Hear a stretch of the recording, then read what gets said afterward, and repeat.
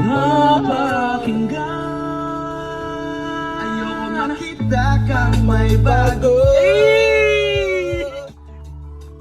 Sana ako pa rin ang hinahanap mo. Is none other than Dudut Lang. Dudut Lang.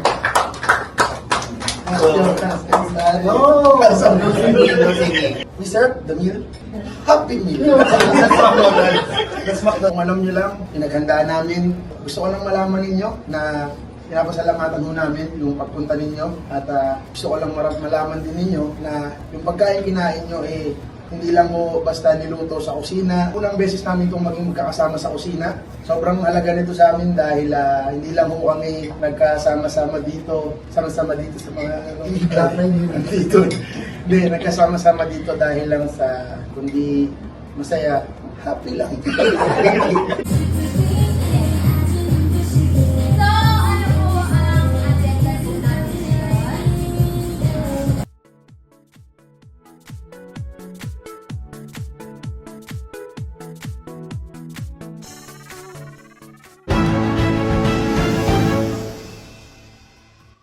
Yes.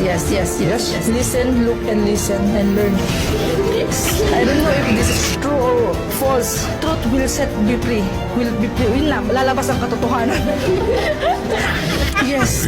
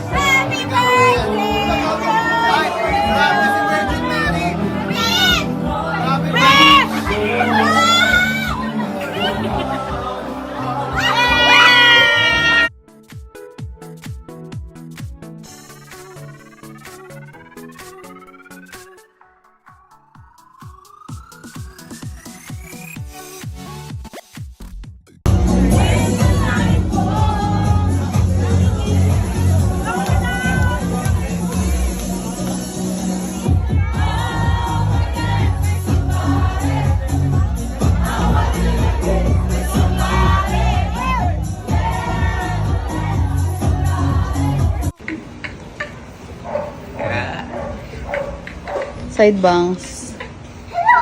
So yung design ng buhok. Video guys, gagawa tayo ng fish lumpia for healthy ulam ideas for this coming holidays. Pwede nyo ito idagdag sa bucket list nyo, okay?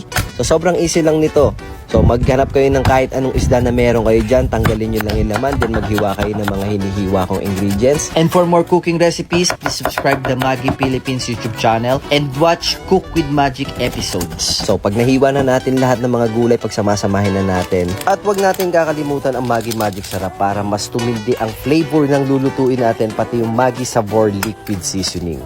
Dagdag lang tayo ng egg para mag-combine lahat ng mga meat natin at gulay. Then kuha tayo ng lumpia wrapper at ibalot na natin tong fish lumpia natin. So ready na yan. I-fry na natin at kapag color brown na, pwede na natin yan iahon. Then ilagay na natin sa plato at tikman natin itong nagawa nating fish lumpia. Sobrang solid. Ayan, no? So ayun guys, sa mga nakapanood dito, subukan nyo rin gawin dyan sa bahay nyo at ilagay nyo to sa bucket list nyo na pwede nyo ihanda this coming holidays. At ayun guys, i-remind ko lang kayo, for more cooking videos and recipe, subscribe lang natin si Maggie Philippines sa YouTube channel at sundan din natin si Miss Catherine Bernardo sa cooking journey niya. So ayun lang po guys, gawin nyo rin po to sa bahay nyo. I'm sure kayang-kaya nyo to, sobrang easy lang. Ingat po kayo palagi, God bless, thank you, and peace out. If you're not subscribed to Team Payaman, why not? Coconut Pocknot. Subscribe now and ring the notification bell. Gago!